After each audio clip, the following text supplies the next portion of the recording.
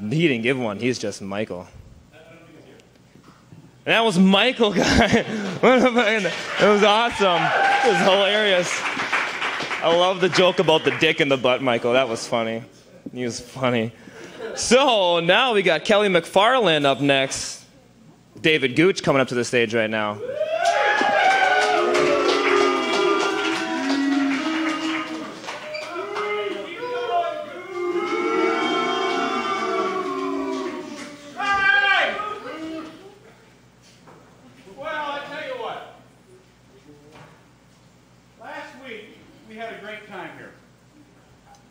Last week we did a little thing called Comic Swap, something somebody thought up, and I received, well, first off, in Fargo-Moorhead, we have what they call comic gods.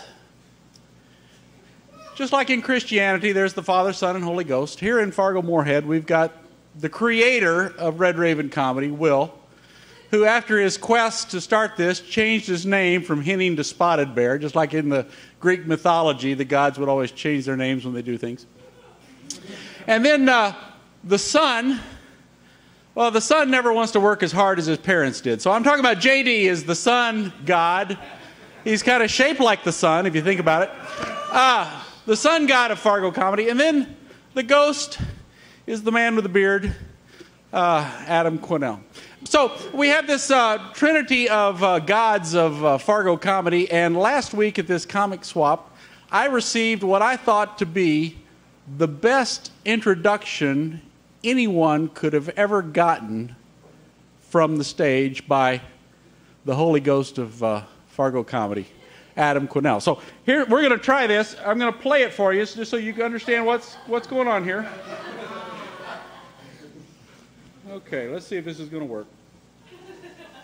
You know, it's really a technical deal here. Wouldn't that be great if I ran out of battery? Oh, okay, here we go. It's working now. This is going to be killer, I promise. Oh, got to hit play.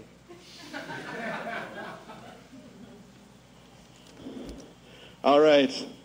Now, we're going to get to the last non-tribute set, but really every set that this guy does is a tribute set to the gods of comedy. Ladies and gentlemen, literally the best comedian I have ever seen in my entire life. You know his name, ladies and gentlemen. Okay. Exhibit A. Exhibit A, shut up.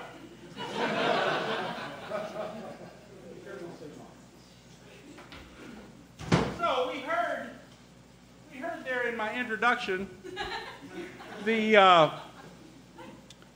every set this fella does is a tribute to the gods of comedy. In other words, tribute is a tax you pay when you want to cross the troll bridge. So I don't know if tribute is the right word to use. Boy, I'm going to be mad if I can't find my notes on this one, because I had to go to the dictionary to look up. And Adam Quinnell, he's smart. He's probably the smartest guy here. And when he says something like, literally, the best comic he's ever seen, I had to go to the dictionary. And I knew what comic was, because I've come here. I kind of understand what comic. I know what the word best means. And if you combine best with comic, you actually have something you got to think about. But then when he says literally, I thought, well, now what does literally mean? So I went to the dictionary and I looked up literally. The root word is literal. And literal is defined as the use of words in an unimaginative or uncreative way. And I thought, well, gee, that doesn't sound quite like a compliment. He put one over on me, saying how he was literally the best. Nice personality. That's how you do it, Villiard. So this literally the best comic he's ever seen. I thought, well, that can't be, you know. So anyway, you take a compliment when you get one. You kind of turn it into a compliment. Lately, I watched the space shuttle take off. And on my little laptop there in the corner. And it was like 15 minutes after launch, and I go to the little NASA site, and I see this overview of the control room. And I was shocked because back in the old days, if you watch a Ron Howard movie, you got like 50 guys in white shirts and ties, chain smoking, sitting there at their little computer watching ones and zeros. Hey, Fred, look here, 10001. You know, just this energy of a space launch is just crazy when it's represented in a movie like Apollo 13 or one of those. So I'm watching this overview of the control room there at NASA. And it looks like Casual Friday or something. You know, there's like 8 guys in there dressed in their sportswear. They've each got like 4 screens there in front of them. You know, probably one of them's on Facebook and one of them's on Canasta or something, and a couple of them with the the space launch. And then I start to see all these empty chairs. About 25% of the seats are empty, and I thought, how jaded do you have to be in your job if you don't show up for the last space launch? Oh, I think I got to go shopping that day. I can't quite make the launch.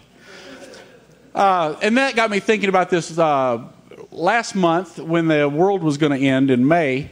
And I remember the Pope, for the first time, called the space station. And I figured out what happened. The Pope was worried that actually was going to be the end of the world. And he wanted to find out if anybody on the space station was Catholic. Because, if the world blows up, well, imagine the headline, world explodes, women and children hardest hit. But the Pope wanted to find out if anyone was Catholic, because if they were able to land, they're going to need to reestablish the Catholic Church. It's a tradition. Well, he asked around. No one was really a Catholic, and so he asked follow-up questions. He said, well, do any of you have any experience molesting children?